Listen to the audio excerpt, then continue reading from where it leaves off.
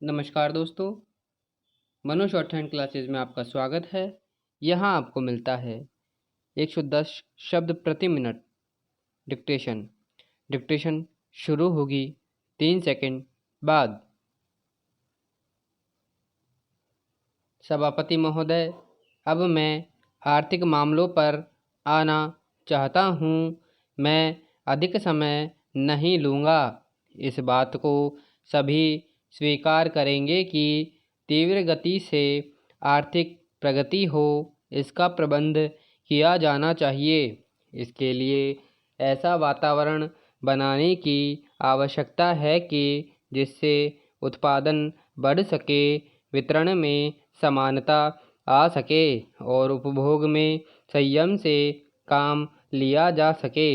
हर budget को और हर कर प्रस्ताव को इसी कसौटी पर कसा जाएगा, यथा क्या उससे उत्पादन बढ़ता है, क्या वितरण में समानता आती है। और तीसरी बात यह है कि क्या हमारे देश में ऐसा वातावरण बना सकते हैं कि लोग जितना कमाते हैं उतना खर्च न करें, उसमें से बचाएं, उसे राष्ट्र की समृद्धि में लगाएं।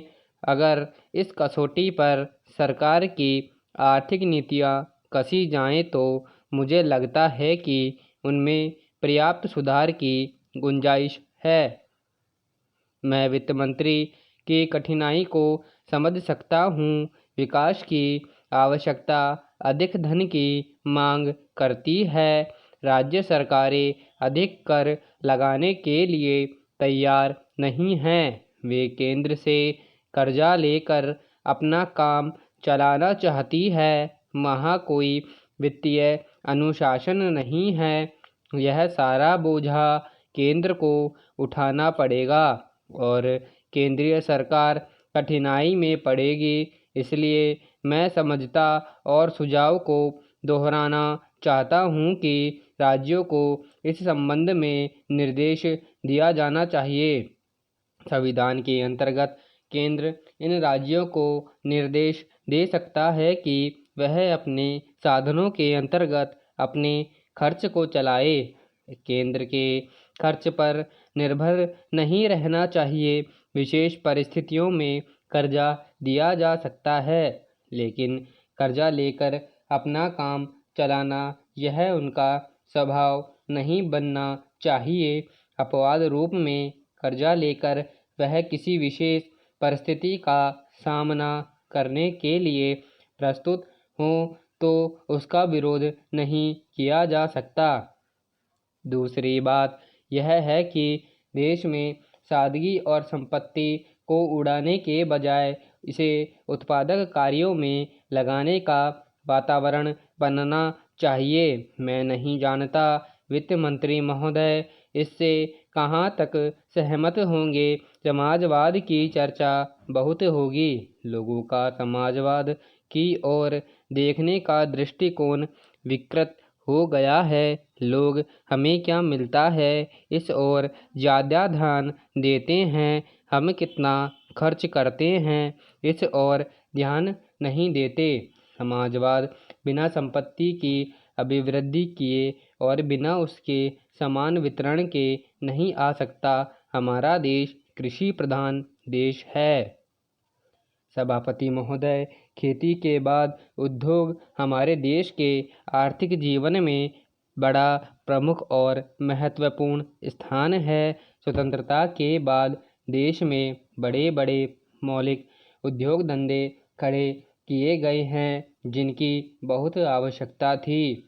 उस दिन में अच्छा प्रयास किया गया है और उसमें बड़ी सफलता भी मिली है। लेकिन जहाँ बड़े बड़े उद्योग धंधे खड़े हुए, वहाँ छोटे छोटे उद्योग धंधों की, विशेष रूप से उन उद्योग धंधों की जो देश में परंपरा से चले आ रहे थे, बड़ी उपेक्षा हुई। बहुत से लोग धंधे अपने पुराने ढंग से चले आ रहे हैं, उनमें कोई नया परिवर्तन नहीं लाया जा सकता है, उनका कोई विकास नहीं हो सकता।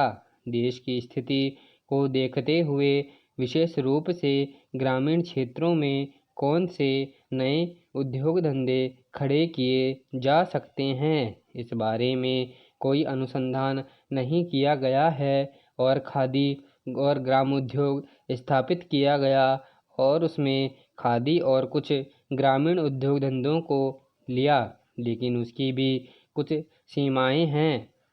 बहुत से उद्योग धंधे ऐसे हैं जिनको प्रोत्साहन दिया जाना चाहिए था, लेकिन प्रोत्साहन देना तो दूर रहा, ऐसी नीति अपनाई कि उनमें काम में बाधा पैदा हुई और उनमें बहुत से टूट गए। इसका परिणाम यह हुआ है कि एक तरफ तो हमने दिखाने के लिए बड़े बड़े कल कारखाने खड़े किए हैं, लेकिन दूसरी तरफ बेकारों की संख्या बढ़ती गई है। आज से ये समस्या एक भीषण रूप में हमारे सामने आई है।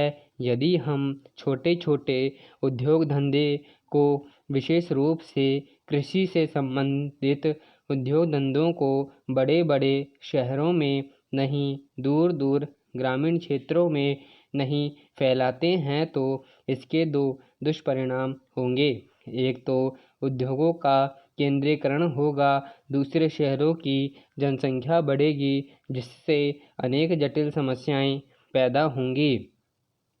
इससे हर एक आदमी को काम नहीं मिल सकेगा और हमारे जो पुराने उद्योग धंधे जीवन से संबंधित सामग्रियां तैयार करते हैं उन पर बुरा प्रभाव पड़ेगा। लेकिन सरकार की ऐसी नीति रही है कि उनमें से बहुत से उद्योग धंधे समाप्त होते जा रहे हैं, जिसका परिणाम यह है कि इस उद्योग में लगे हुए आदमी बेकार हो रहे हैं। मैं चाहूँगा कि सरकार ऐसे उद्योग धंधों को अधिक प्रोत्साहन देने का प्रयत्न करें। इस प्रयत्न के लिए हम इस मौके पर सरकार का समर्थन देशभक्ति की भावनाओं से करते हैं। समाप्त। धन्यवाद।